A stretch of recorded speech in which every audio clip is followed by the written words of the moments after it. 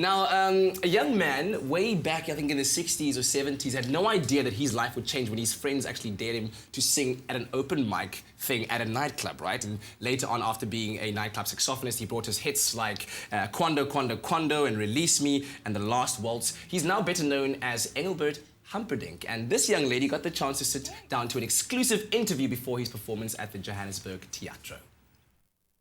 When it's late, I get lonely. At night, when it's late, in time.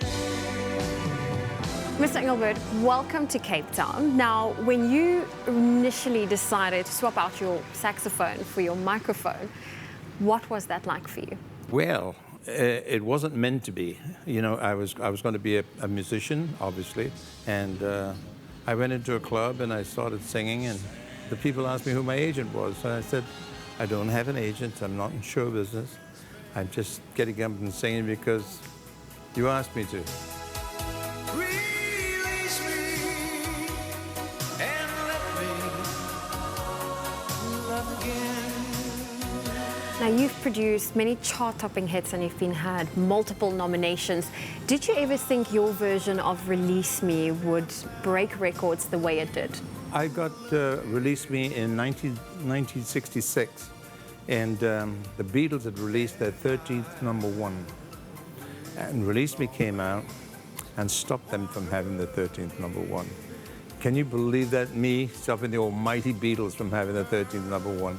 And what would you say is your favorite song? I have to say that Release Me is my favorite song. It started my life.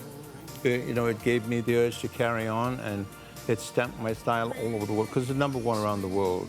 So it gave me a global career immediately.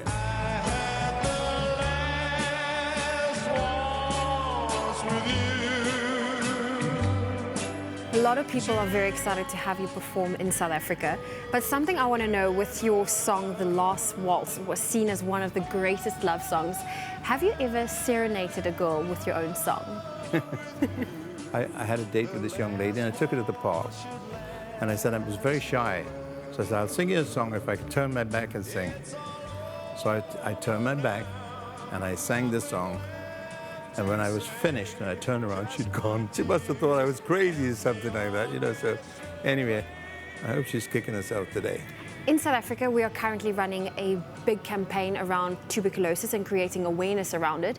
When you were diagnosed with tuberculosis, how did you handle it?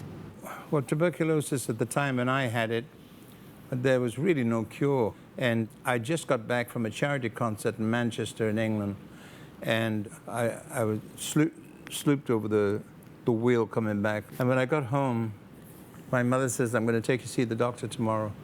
And within an hour, I was in hospital.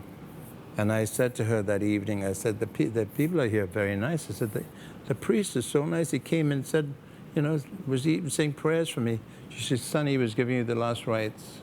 So I had it pretty bad. You know, I was in a cubicle for a long time. And but fortunately, I overcame it, and I'm here today to tell you the story. You've sold more than 150 million albums. You've got over 60 on the shelf. Hearing that, does that still blow you away?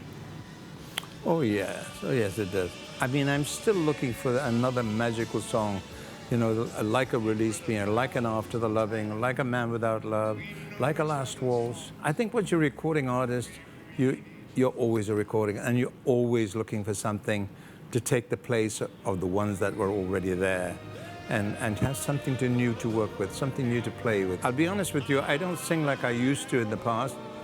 I think I sing better. You know, I think I've learned a lot in the number of years that I've been in the business, and I have a different feeling about singing now than I did then. And I think this is the new Humperdinck. Don't even know my name, they call me the one.